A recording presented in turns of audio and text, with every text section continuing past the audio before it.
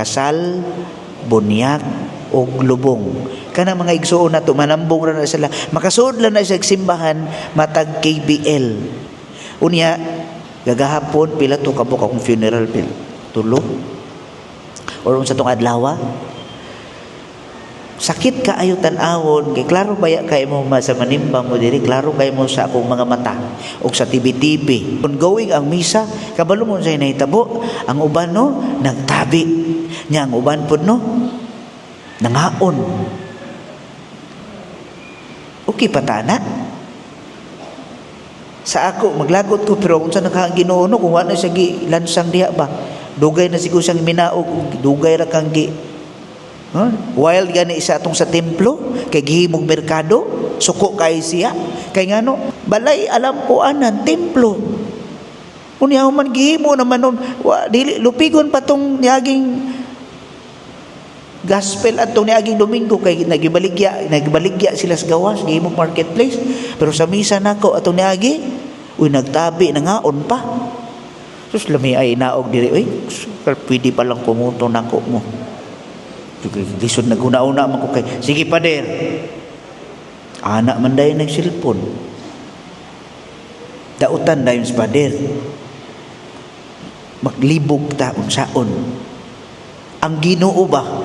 Hilabihan na gani niyang paghigugma nato nya kita bitaw baliwala ra.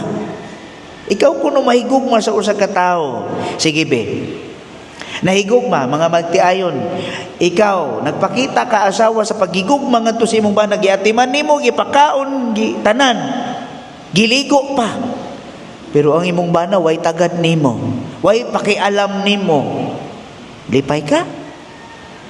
Ikaw ginikanan karon ngadto sa imong mga anak, giayo nimo matuto ang imong mga anak, gikan pa sa pagkagamay, gikan pa diha sa imong tiyan, siyam kabuhan sa imong sabakan. Pag gawas lipay ka kaayo, wala dili ultimong gamay namok, dili pwede makatatsa sa ako ang panit sa akong anak.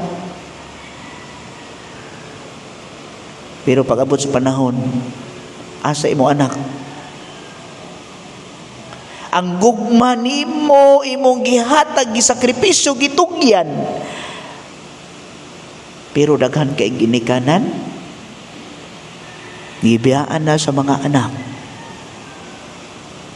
Asa man ang gugma? Samot sa atong Ginoo. Grabe ang gugma sa Dios nato. Every day nagsakripisyo siya. Gihalad niya ang kaugalingon. Nagpakamatay siya tungod nato. Pero mutambong lang tagbisa kay magkaon-kaon. Pili pa lang mag-wild na ko. Mao na yung problema nato mga kaigsoon. Mao na itong kalibutan, gubot.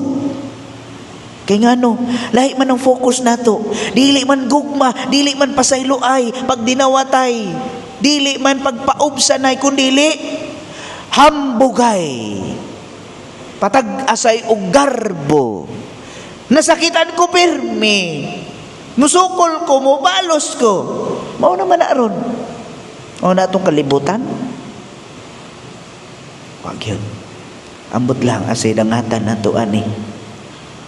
So, kung sa may hagit, kita karon nga nanimba, nagtuotang daghan ka ita, mas daghan ang tuos bulangan.